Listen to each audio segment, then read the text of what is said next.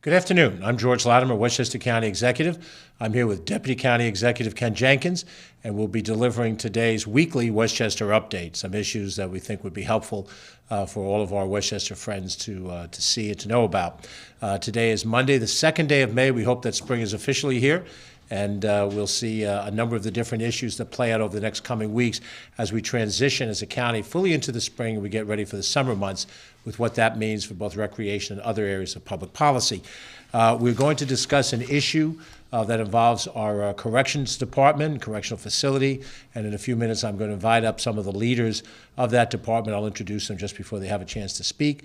We're also going to talk about the decisions that we've made to suspend bus fares for the summer, and then also to lower the sales tax impact on gas tax for those people at the pumps. Both of those two issues are important. And then we will discuss the ever-present COVID outbreak, where we are, and give you some sense of where we hope to go in the days to come. There are other issues at hand, and we'll try to handle them in future updates or in other reports during the course of the week. But we'll give you enough to bite off for today's purposes. First of all, let us extend to all of our Muslim brothers and sisters an Eid Mubarak, a celebration for the end of the month of Ramadan, which has just concluded, and the break fasts that are happening at mosques all over Westchester County, all over the world today, signifies the end of an important month to all Muslims. It has been a month of prayer, a month of fasting, and a very difficult fast for our Muslim brothers and sisters. They consume no liquid or solid food during daylight hours. Those of us, I happen to be Roman Catholic Christian, our version of fasting isn't quite as intense as that. It is also a month of contemplation, a month of penitence, and a month of giving charity and alms to the poor. So this is a celebratory day for them, and we wish them a very wonderful celebration of Eid al-Fitr. And hopefully, as you see in the course of your day, you can greet them, your brothers and sisters who are Muslim, with an Eid Mubarak. That is the proper way to give them proper celebration on this day. We celebrate all of the faiths. You remember just a few weeks ago, we celebrated the annual New Year for the Sikhs. We have had, obviously, the Jewish and the Christian religious surveys, and give folks of all different backgrounds in this mosaic of Westchester County proper respect for their faith tradition and their ethnicity. And we prize all of that, and for today we extend that. And Ken is going to touch on another ethnic celebration that comes this month a little later in our broadcast. Excuse me. We've invited the leaders of our Department of Corrections to join us here today. There was a news article today in the Journal News which highlighted an issue that has arisen. There was some testimony before the Board of Legislators in quest of legislation, but it has turned into an issue that we thought we should address very straightforwardly and have an opportunity to express what our administration has done to look at the issue, to try to address the issue in a positive light, and then to project ahead in a positive light for the future. So we're going to cede the podium to the Commissioner of the Department of Corrections, Joe Spano. He will be joined by Deputy Commissioner Leo Diaz, also Deputy Commissioner Michael Gerald, and while she isn't with us, First Deputy Commissioner Nori Padilla is also part of this management team of 4 that's at the top of the pyramid for our Corrections Department. We're very proud of these folks. They have a tough job to do, and they have made some tremendous strides in this institution, but whenever these issues come up, we want to address them straightforwardly, and we're very happy that Commissioner Spano and his team is here to do that. Our Director of Operations, Joan McDonald, will also join them, because when they are finished with their presentation, we will open it up for questions from the press just on this particular issue.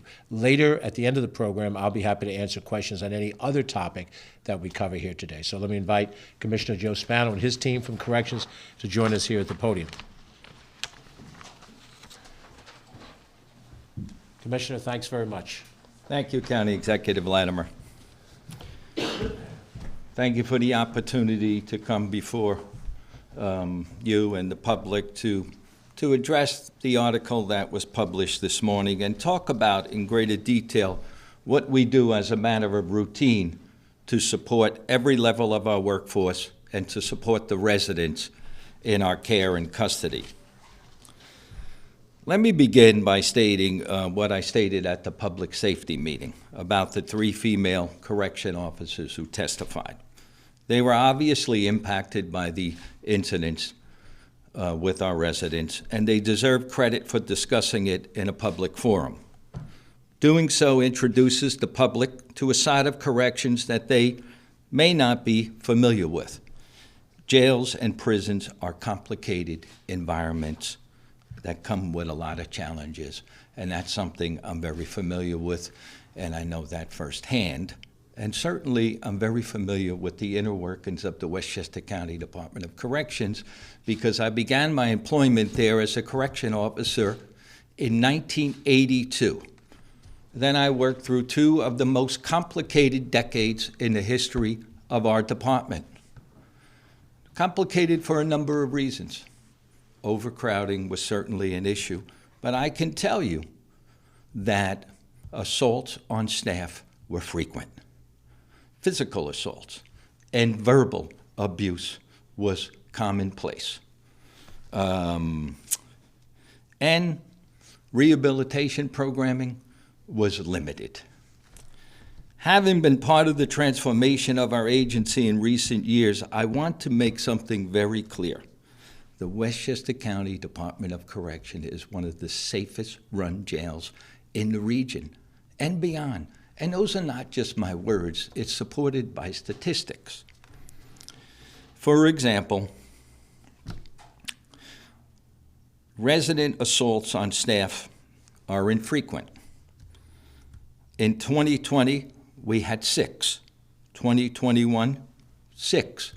To date, 2022, we have had 3. Compared to other jails in our region, those numbers are minuscule. But that doesn't mean we don't take them seriously. We have processes in place to respond to any level of assault on our workforce. And as part of those processes, we have a full-time county police officer on site. And we work closely with county police and the DA's office, and we facilitate criminal charges against those residents when that type of behavior does occur. DC Diaz can talk about that more when he speaks. Also, as part of maintaining a safe and humane environment, it's been well known that we leverage best-in-class standards in the country through the American Correctional Association, through the National Commission on Correction Healthcare. Same can be said for our training, best-in-class training for every level of our workforce, equipment, rehabilitation programs and treatment, and technology to protect every level of our workforce and the men and women in our care. We have a responsibility to every individual at our agency. And indifferent to what has been represented, the majority of our residents do not have behavior issues and are more focused on their rehabilitation processes. Most appreciate the level of care and treatment we provide to help them get on a better life path. However, like all jails, some of our residents do act out and do have behavior problems. Keep in mind, we have over 800 residents in our care and custody. And some of that behavior includes verbal abuse, threats, some sexual in nature, and inappropriate exposure towards both female and male correction officers. To date, in 2022, we have had 17 resident disciplinary infractions for abusive, threatening language towards staff and 6 for indecent exposure. 30% of the reports were generated by female officers and 70% by male officers. Our records show that DOC staff responded immediately, took appropriate action by leveraging the State Commission of Correction statutory internal disciplinary processes. All 23 residents were found guilty and sanctioned. When I say the records show that DOC staff responded, that's every level of our workforce. That's our sergeants, that's our captains, that's our assistant wardens, We have best-in-class processes in place. That's our gang intel unit, our major case squad, our special investigations unit. There are layers and layers in place to protect our workforce. And regardless of the circumstances, we have protocols in place to respond immediately and take action to any type of scenario or situation, whether it's internal discipline or whether or not it rises to the level of criminal activity. That response includes leveraging the aforementioned internal disciplinary processes that may result in loss of good time, cell confinement, monetary fines, and when applicable, loss of privileges. And when the behavior, as I just said, is criminal in nature, we collaborate with county police and the DA's office to leverage criminal charges. All of those things happen immediately.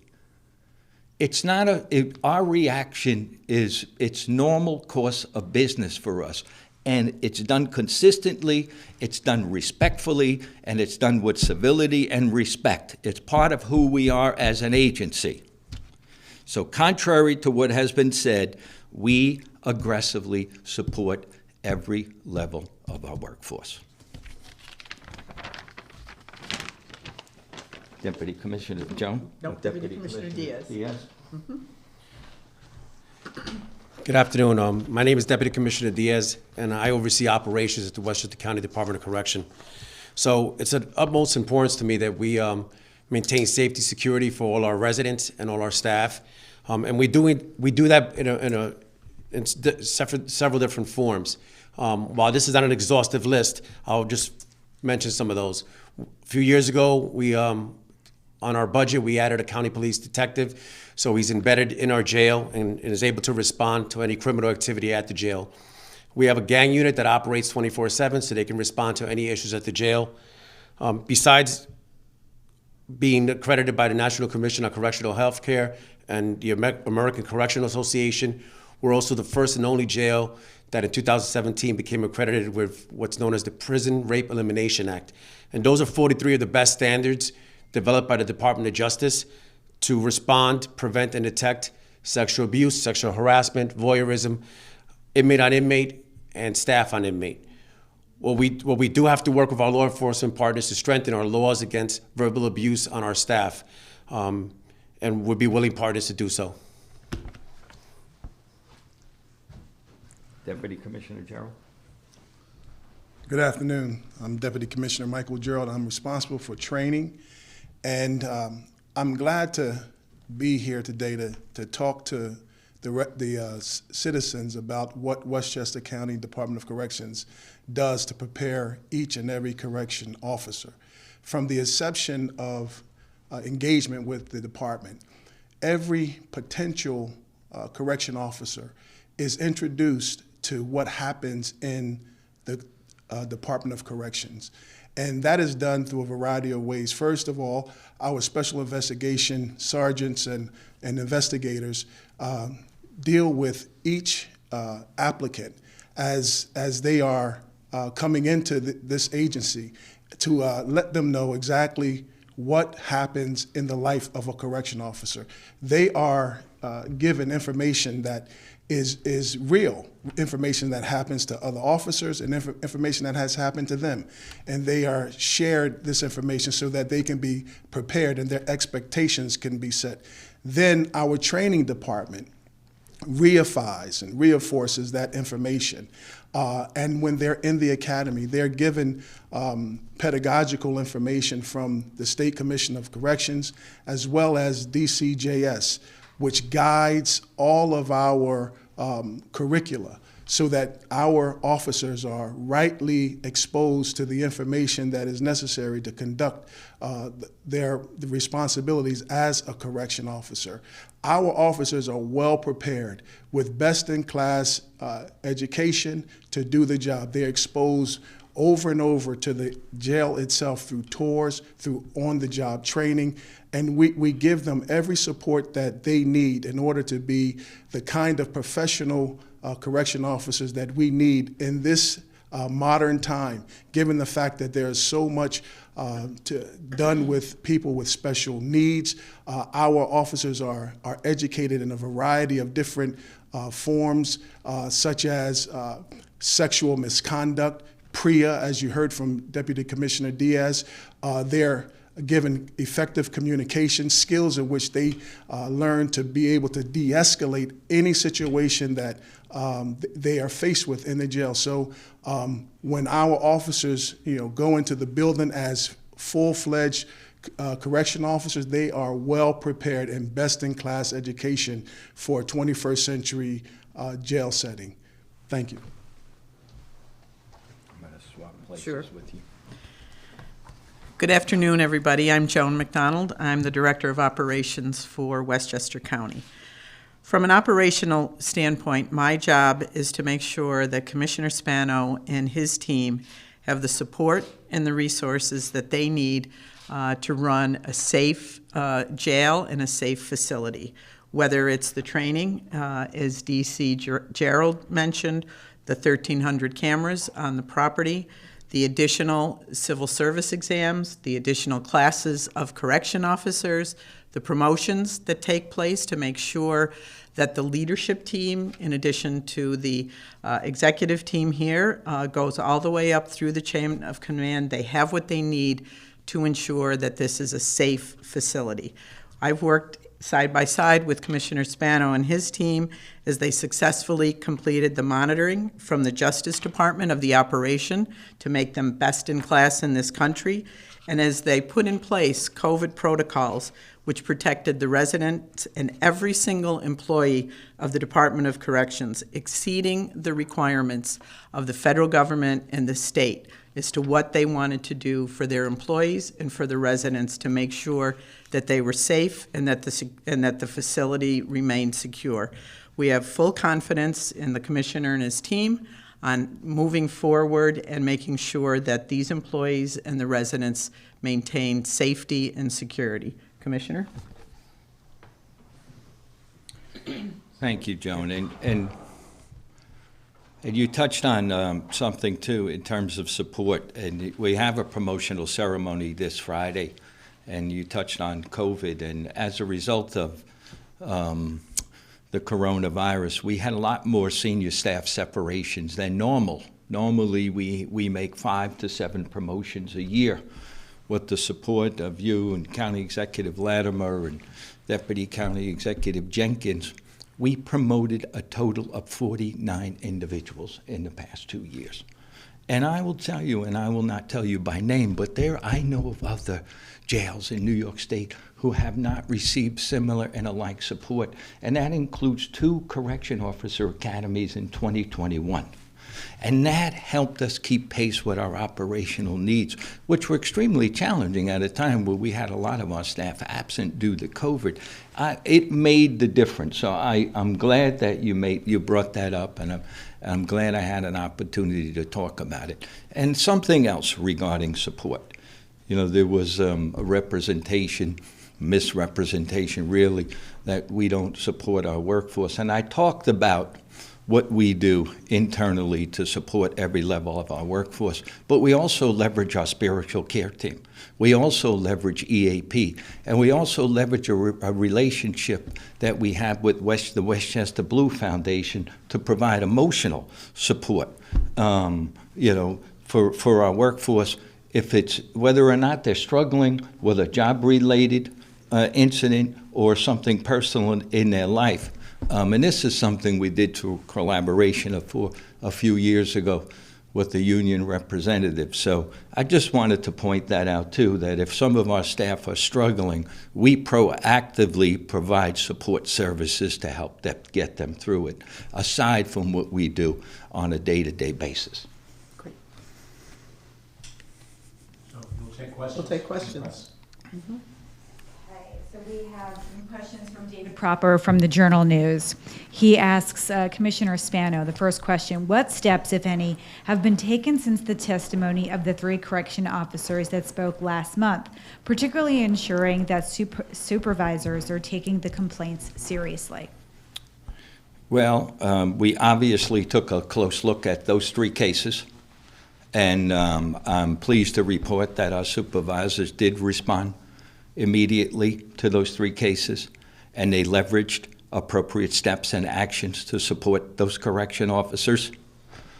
In addition to that, we took a closer look at a snapshot of the types of incidents that were raised there to determine what type of frequency we were getting in relation to those incidents, where they were coming from, and what we can do internally, operationally, to offset some of those events.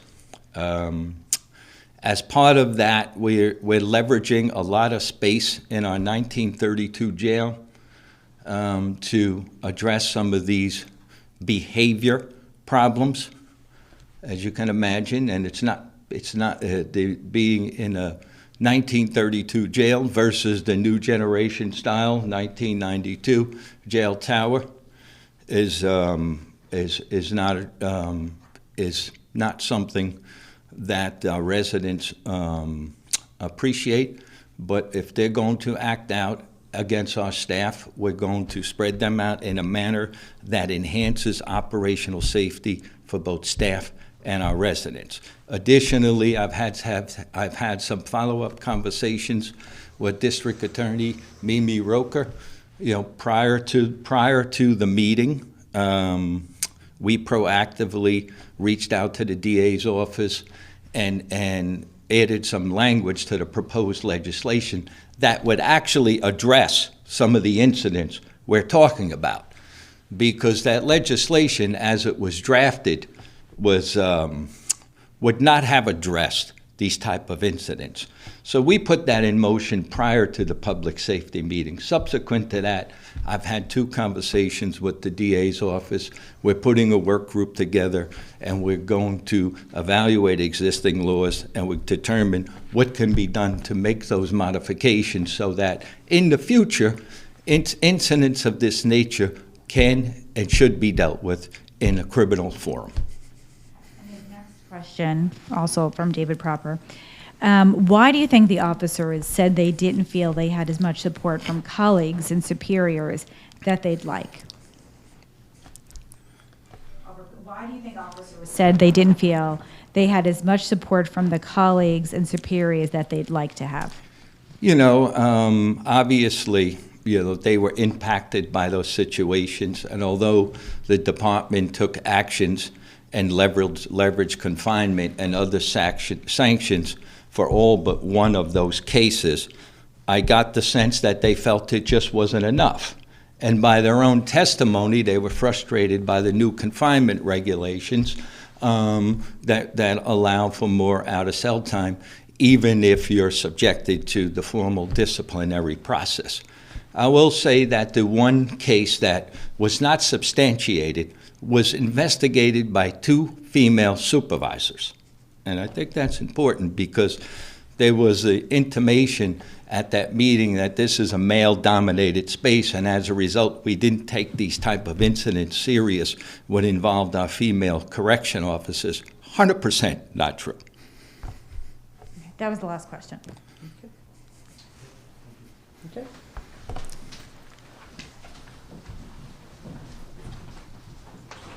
Okay, thank you very much. I want to thank Commissioner Joe Spano, Deputy Commissioner Leo Diaz, Deputy Commissioner Michael Gerald, and although she was not able to be with us today, First Deputy Commissioner Nori Padilla for their involvement in this situation. We will continue to work with the Corrections Department to address any issues along these lines, and I think we tried by opening it up to the press to have any conversations that would help advance that. The discussion that was held in the Board of Legislators was targeted toward legislation that was advocated that would provide some additional sanctions for those individuals that might commit some of these verbal incidences of harassment, and that legislation is proposed before the New York State Legislature. It is not a legislative authority within the county government. It is a state legislative authority, and the state legislature has legislation and is considering it between now and the end of the legislative session, and we'll see what happens with that as well. Just want to highlight that on these issues or any other issues, we want to be very straightforward. and address them directly and as completely as we can at the moment. And as there's more information as we go forward, we'll try to address them. But again, thank you for having an immediate response to that, as was seen in the article that appeared earlier today. A couple other things that we'd like to touch on in our report today. First of all, we have decided, as Westchester County, to suspend bus fares on the Beeline bus system for the summer months beginning June 1st and terminating on September 6th, which is the Tuesday after Labor Day. That slightly more than 3-month suspension of bus fares will be a significant savings to those individuals that use Beeline buses every day. And we do have those that commute to work, some elsewhere in Westchester County from one destination to the other, some connecting into the New York City subway system or the Metro North train system that takes them into Manhattan or the Bronx and Manhattan. And if they are holders of monthly passes, which approach $200 a month, that is a very specific savings to those individuals. We view the efforts that we're taking to deal with the inflationary time that we have. We've already cut property taxes for this year. However, there's certain limited things the county government can do, so we're trying to look for those opportunities. And certainly, anybody who is feeling stress from the rates at the gas pump and has the option of taking a bus for their destination, this makes it a much more workable structure for the buses to be able to do the ride free during the summer months, again, from June 1st until the end of September. As a companion measure, an action that does require legislation, and that legislation has to be submitted to the state of New York, we have also made the decision to cap sales tax at from that level at which a $3 limit would be in place on gasoline per gallon. That is similar to what Nassau County and Suffolk County has done. If you look around New York State, that provision has been allowed by the state government for county governments, and most counties have taken advantage of that. You've recently seen announcements from Rockland County, Dutchess County. If you don't follow what's happening elsewhere in the state, Erie County, and so forth, have also taken similar action. This action is not designed to incentivize people to drive. That would be to misread what actually happens here in Westchester County. People rely on their individual cars for mobility. The suburban pattern of residences is much more spread out than they are in the pure urban settings. And the New York City's bus and subway system has a concentration of population that allows for there to be mass movement up and down the major avenues of Manhattan and across town in Manhattan and the Bronx and Queens and Brooklyn, particularly along with rail. That kind of concentration doesn't exist outside of New York City. So for our purposes, the automobile becomes an essential part of our mobility, and to make the gas at the pump a little bit less expensive is an important step to make. So combined with the state's actions, we think it'll be about a 20 cents per gallon reduction. That's not a huge amount of money. I recognize I gas up my car, and the last time I gassed it up at $4.39 a gallon. A 20-cent savings would bring it down to $4.19. That is not going to make my world, but it's a helpful step, and it's the step that we're allowed to do as a county government because the state has the authority to allow us to do that. We do not control the size and scope of our sales tax. That is authority that we get from New York State. It was granted in this most recent budget that was passed, and that's why you see counties taking this action. So the companion action of taking an effort to make mass transit more affordable, even at the time that we do what we can do at the pump, we hope is a balanced statement to deal with the inflationary moment. Now, I will tell you, while we control our bus system, and I can assure you that you'll have no fare on the buses, I can't assure what will happen when you get to the pump, because oil companies establish the pricing for their dealers. And it may very well be that it'll take New York State's authority, and perhaps a higher level of authority, to enforce that the savings gained by reducing the sales tax will be passed along to the consumer. We hope that will be the case. We, as a county government, cannot ensure that that will be the case. So if you go to the pump and your $4.49 a gallon goes up to $4.59 a gallon, you might rightfully ask, where's my 20-cent savings? Certainly report it to us. We will have Jim Mazzano, our Director of Consumer Protection, track the information that we see around Westchester County. We'll report it back to the state, and we will seek some additional help from higher levels of government to try to enforce this. It is certainly true that the oil companies, which are now experiencing record profits over the course of this surge in oil prices, are within their own authority to cap the amount of money that they charge, that they pass along to the consumer. So if government is doing what it can do, then I think it's incumbent upon the private sector to do what it can do to help ease some of the burden. And of course, the federal government is releasing a certain amount of their strategic oil reserve to try to put more product out in the marketplace and hopefully lowering the price. All of those things will play out at a higher level than the county government, but we have taken that action. We've discussed it amongst our executive committee, and we have determined that the lifting of bus fares from June 1st to September 6th, and the Board of Legislators has passed a roughly similar period of time for the gas tax to be lowered, that those two actions are proximate, real actions that we hope will have some benefit and some value. I'm going to ask Ken Jenkins now to talk a little bit about where we are with COVID testing and some of the vaccination satellites. I will come back to go over the numbers, and then Ken will talk a little bit about the special month that we're on hand with. So I'll leave this for Ken Jenkins, Deputy County Executive. Thanks, George. Certainly, again, COVID numbers, if we are paying attention, you see in New York City that the COVID rates have jumped to a different level to give a higher level of warning in New York City. Certainly, we're not immune from that. That'll spread throughout the regions, and we can see through the tri-state region that continues to happen. Because of that, free testing is still available at the Westchester County Center in White Plains for symptomatic members of the community. Certainly, you need to be to a known positive, confirmed positive case, or if you wish to get tested for any reason, the CDC continues to recommend being tested 5 to 7 days after an exposure. Appointments are encouraged, but walk-ins are still welcome. The hours of operation are as follows: Monday and Tuesday from 8 to 4, Wednesday from 8 to noon, Thursday 8 to 2, and Friday 8 to 12 again. So again, the testing site is still available at the Westchester County Center. There are many different places of testing. Certainly County Executive and many other people have test kits with the home test kits that have been distributed at senior centers, at various events, and going to continue to do that. But the County Center PCR testing site is still available. Please take advantage of that.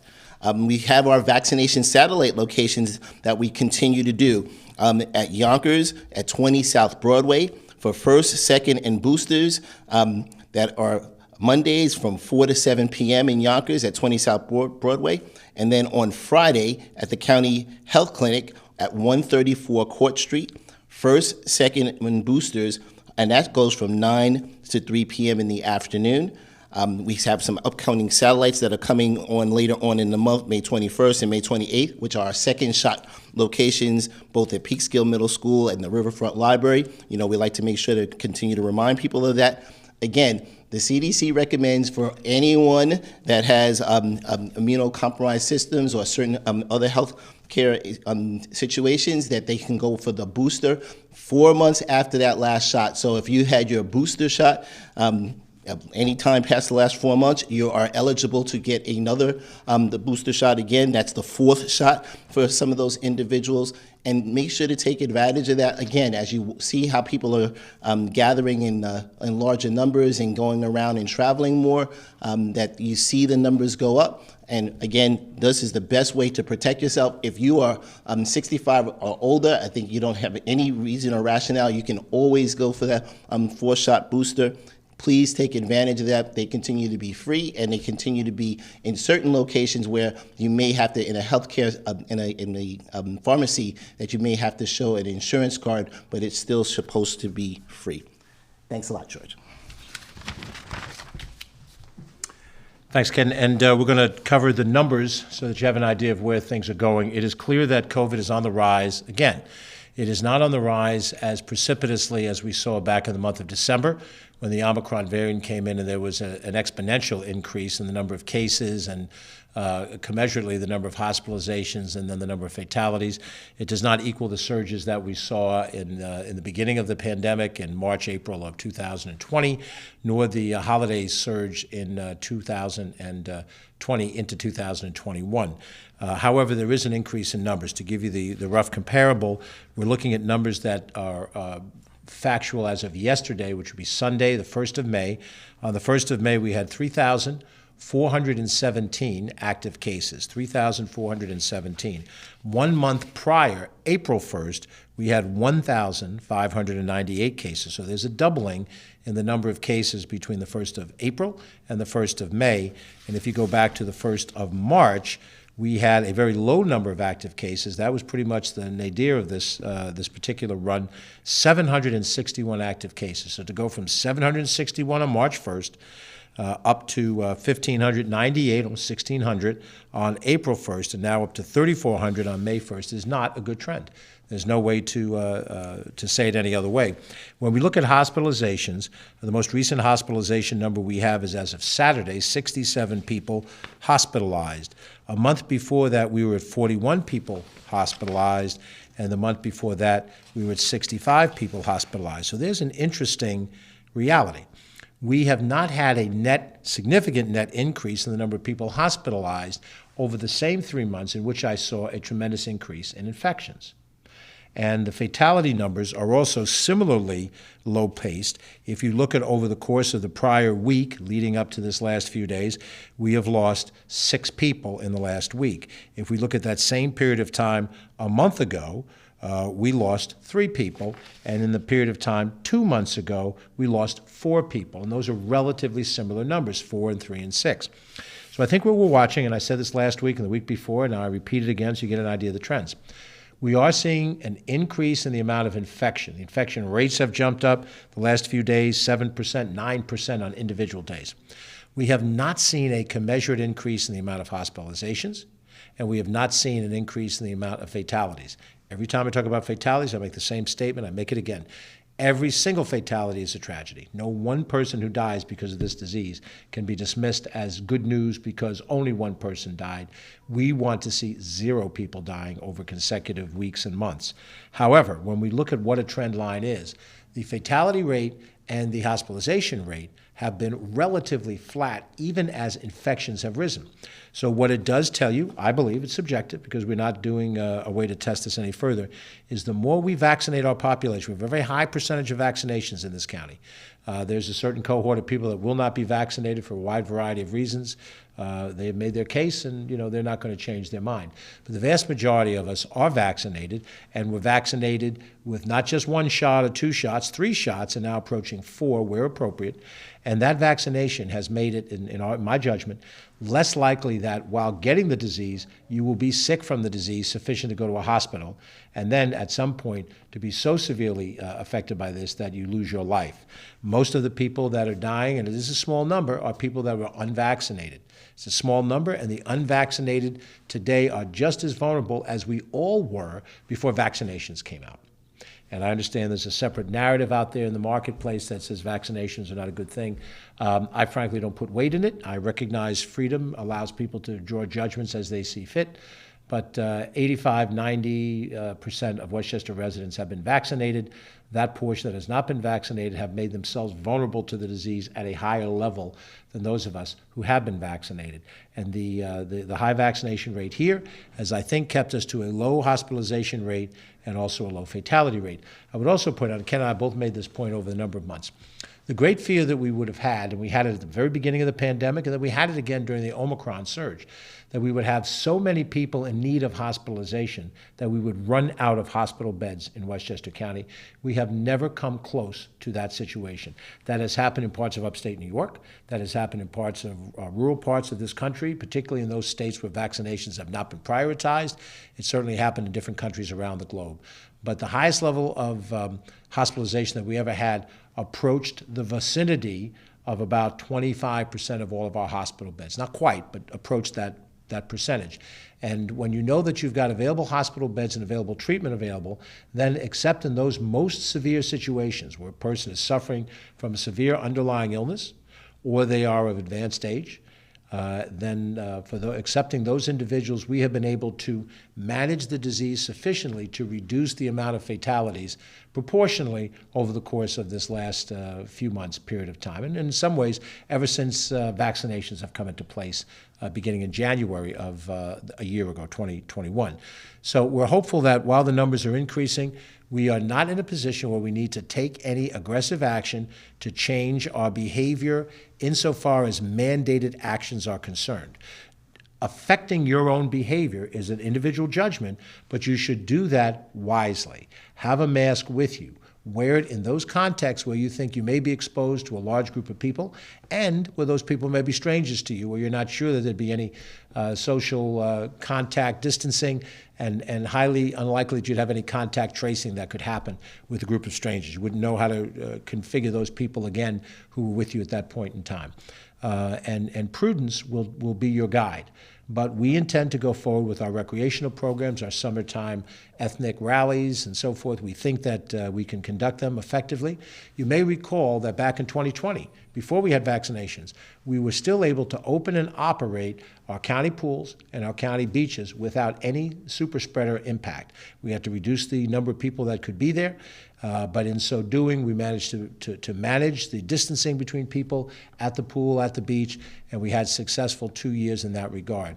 So we're going to continue that process for the 2 beaches that will open at the end of this month. That's the Croton Point Park Beach and the Glen Island Beach, one in New Rochelle, one in Croton on Hudson.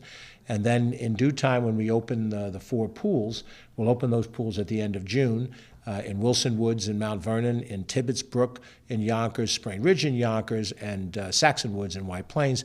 The expectations will be able to continue those activities. And then in addition to that, the ethnic festivals, the rallies, will be able to be conducted. So we hope for the best. We see the numbers are going up. If you recall, back in December, when the numbers started to rise exponentially, I announced a state of emergency, and we used executive authority to proclaim that. We are not using that authority today because the numbers, while they're rising, do not reach a point that justifies that. The only decisions that we're going to make are based on reality. And if the reality show that the numbers are becoming threatening to public health, we will take action. But we do not automatically take action as a matter of philosophy. So we're watching the numbers. We trust that we can manage the level of infection that we have now. And if the infections, while rising, do not generate cases that are so severely ill to go to the hospital or to wind up in a fatality situation, we will try to manage it with as much normalcy as we can. That's our philosophy, and so far it has borne us well here in the county where we saw the first significant tracking of the disease back now over 2 years ago. With that, we've covered most of the points that we wanted to make today, except for one more. That's a special announcement about what's happening in the month of May. Ken? Thanks, George. And certainly May is Asian American and Pacific Islander Heritage Month. It's observed in the United States during the month of May and recognizes the contributions and the influence of Asian Americans and Pacific Islanders for Americans to the history, cultural, and achievements of the United States. And we are certainly, as County Executive pointed out, looking forward to all of the heritage celebrations that we have during the summer. And certainly, I'm sure the County Executive is going to make sure to mention that we have Salute to Seniors coming on this week. So Salute to Seniors starts on May 4th, and that is going to start in Ridge Road Park in Hartsdale, and it's going to be 4 different events throughout the month of May. It was so well received last year when we could not get together in the county center as we used to do, moving to the different various areas around the county. So we have 4 different opportunities to salute our seniors during the month. So again, AAPI, Asian American Pacific Islander Month in May, Salute to Seniors happening around the county. And again, all in the outdoor spaces. And as County Executive said, if you want to make sure to bring your mask with you to be able to mask up wherever you happen to be. So we all carry masks with us just in case, you never know. But the reality is no mask shaming out there. People are wearing masks for whatever sets of reason. We want to make sure to show the love and comfort for all of our neighbors in Westchester County, and that's how the tremendous job has been done, as County Executive always points out, where we're working together as one Westchester County, making sure all of our folks are safe. So with that, back to County Executive Latimer. Thanks, Ken. So we close out this report. This afternoon is the first Monday of the month, so we will have our municipal call with the various leaders of the villages, towns, and cities of Westchester County. We also invite members of the County Board of Legislators the Westchester State Senate and State Assembly members of the delegation and/or their staff representatives, and then the same would be true of our federal representatives. On that call, we'll go over some of these issues, some other issues that are more strictly governmental in nature, to try to keep that cooperation that goes between us. And we will be back in touch again a week from today on Monday, May 9th, to give you the next set of updates as to what's happening. We look forward to including next week our municipal partner, again, as we had originally planned for today, but we thought the issue on corrections was important enough for us to deal with that as a front and center issue. I don't know if we have any general questions on any other topics. I guess not, so we've satisfied the press's interest for the moment, but we invite them to call our Director of Communications, Catherine Chaffee, at 995-2932 for any issue, and we're happy to respond to them as we see fit. So thank you for watching. We hope you have a good week and a safe week ahead. I'm George Latimer, Westchester County Executive. Have a good day.